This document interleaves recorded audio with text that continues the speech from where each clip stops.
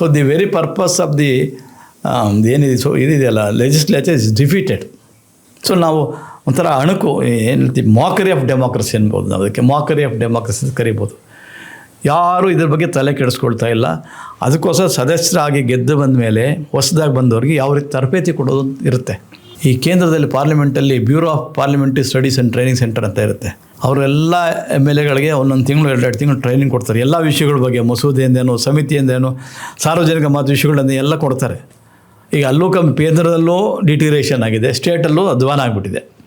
ಆಮೇಲೆ ಇಲ್ಲಿ ತರಬೇತಿ ಕೊಡುವುದು ಏನಂದರೆ 5 ಸ್ಟಾರ್ ಕಲ್ಚರ್. ಈಗ ನಾವು ಏನು ಮಾಡ್ತೀವಿ, ನಾವು ಮೊದಲು ನಾನು ಸೇರಿದಾಗ ವಿಧಾನಸೌಧದಲ್ಲೇ ಒಂದು ಮೊಗಸಾಲೆ ಅಂತ ಇರುತ್ತೆ. ಮೊಗಸಾಲೆಯಲ್ಲಿ ಬಂದು ಮುಖ್ಯಮಂತ್ರಿಗಳು ಬರೋರು, ಅಕೌಂಟೆಂಟ್ ಜನರಲ್ ಬರೋರು, ಸೀನಿಯರ್ ಆಫೀಸರ್ಸ್ ಬಂದು ಅವ್ರಿಗೆ ಟ್ರೈನಿಂಗ್ ಕೊಡ್ತಾಯಿದ್ರು ಒಂದೊಂದು ವಾರಗಟ್ಟಲೆ. ಅಂದರೆ ಮಸೂದೆಯಿಂದೇನು, ಆರ್ಥಿಕ ಇದು ಒಂದೇನು, ಪ್ರತಿಯೊಂದು ವಿಷಯಗಳ ಮತ್ತು ಒಂದೇನು, ನಿಲುವಳಿ ಸೂಚನೆಯಿಂದೇನು, ಗಮನ ಸೆಳೆಯುವ ಸೂಚನೆಯಿಂದ, ಪ್ರಶ್ನೆಗಳು ಒಂದೇನು, ಪ್ರಶ್ನೆಗಳ ಮಹತ್ವ ಏನು ಅನ್ನೋದನ್ನು ನಾವು ಅವ್ರಿಗೆ ಹೇಳಿ ಟ್ರೈನಿಂಗ್ ಕೊಡ್ತಾಯಿದ್ವಿ.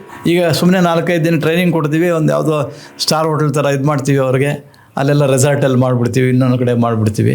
ಅವ್ರು ಬರ್ತಾರೆ, ಅದರಲ್ಲಿ ಏನು ಇಂಟ್ರೆಸ್ಟ್ ಇರಲ್ಲ ಅವ್ರಿಗೆ. ಒಂದು 200 ಜನದಲ್ಲಿ 50 ಜನ ಬರೋಲ್ಲ, ಹೊರ್ಟೋಗ್ತಾರೆ ಅಷ್ಟೇ. ಸೊ ಅದಕ್ಕೆ ನಾವು ದುಡ್ಡು ಖರ್ಚು ಮಾಡ್ತೀವಿ. ಇಷ್ಟು ಬಿಟ್ಟರೆ ಏನೂ ಇಲ್ಲ, ಎಲ್ಲವೂ ನಿರರ್ಥಕ. ಸೊ ಆಸಕ್ತಿ ಇಲ್ಲ.